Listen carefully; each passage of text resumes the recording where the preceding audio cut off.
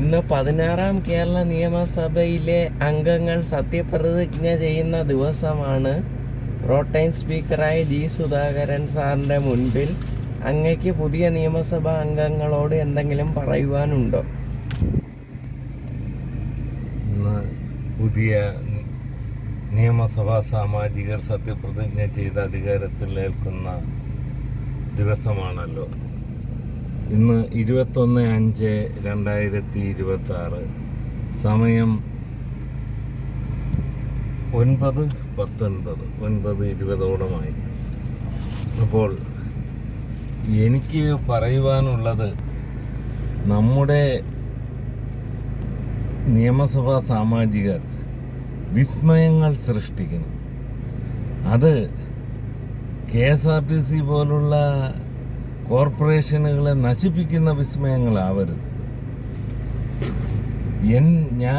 എനിക്ക് അവരോട് പറയുവാനുള്ളത്, തിരുവനന്തപുരം ജില്ലയുടെയും കൊല്ലം ജില്ലയുടെയും തിരുവനന്തപുരം ജില്ലയുടെ വടക്ക് വശവും കൊല്ലം ജില്ലയുടെ തെക്ക് വശവുമുള്ള വർക്കല, ആറ്റിങ്ങൽ മുതലായ ഏരിയകൾ ചേർത്ത് ഒരു പുതിയ ജില്ല സ്ഥാപിക്കുന്നതായിരിക്കണം നിങ്ങളുടെ വിസ്മയം.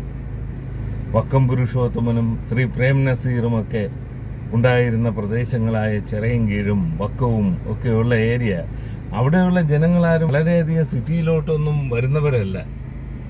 മറ്റ് ജില്ലക്കാരെല്ലാം സിറ്റി കേന്ദ്രീകരിച്ച് പ്രവർത്തിക്കുമ്പോഴും ഈ വക്കം, ചിറയൻകീഴ്, ആറ്റിങ്ങൽ, വർക്കല ഈ ഏരിയയിലെ ഗ്രാമപ്രദേശങ്ങളിലെ ജനങ്ങൾ ആരും സിറ്റിയിലോട്ട് അങ്ങനെ വന്ന് ഒരു പ്രശ്നങ്ങൾക്ക് എത്തുന്നവരുമല്ല. അവർക്ക് ആ ഒരു രാഷ്ട്രീയ ബോധം വളരെ കുറവാണെന്നാണ് എനിക്ക് മനസ്സിലാക്കുവാൻ കഴിയുന്നത്.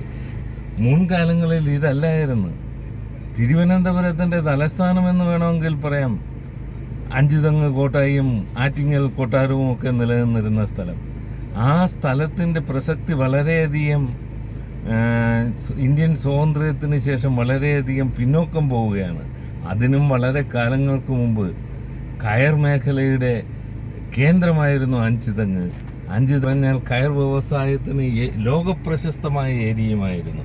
അത്തരമൊരു ഏരിയയിലാണ് ബ്രിട്ടീഷുകാർ കോട്ട പണിതതും പണ്ടകശാല സ്ഥാപിച്ചതും. അപ്പോൾ ഈ ഏരിയയുടെ സമഗ്ര വികസനത്തിന് ആ പ്രദേശങ്ങൾ ചേർത്ത് വർക്കല, ആറ്റിങ്ങൽ മുനിസിപ്പൽ കോർപ്പറേഷനും വർക്കല, ആറ്റിങ്ങൽ ജില്ലയും സ്ഥാപിക്കുക ആയിരിക്കണം നിങ്ങളുടെ വിസ്മയം. അല്ലെങ്കിൽ അത് ഏതെങ്കിലും കാലത്ത് ഇനി ഒരു 50 കൊല്ലം കഴിഞ്ഞ് നടക്കേണ്ടുന്ന ഒരു കാര്യം ഇപ്പോഴേ ചെയ്യുവാൻ ഈ കോൺഗ്രസ് ഗവൺമെൻറ്റിന് കഴിയട്ടെ, അല്ലെങ്കിൽ UDF ഗവൺമെൻറ്റിന് കഴിയട്ടെ എന്ന് ആശംസിച്ചുകൊണ്ട് നിർത്തുന്നു. ജയ് ഹിന്ദ്.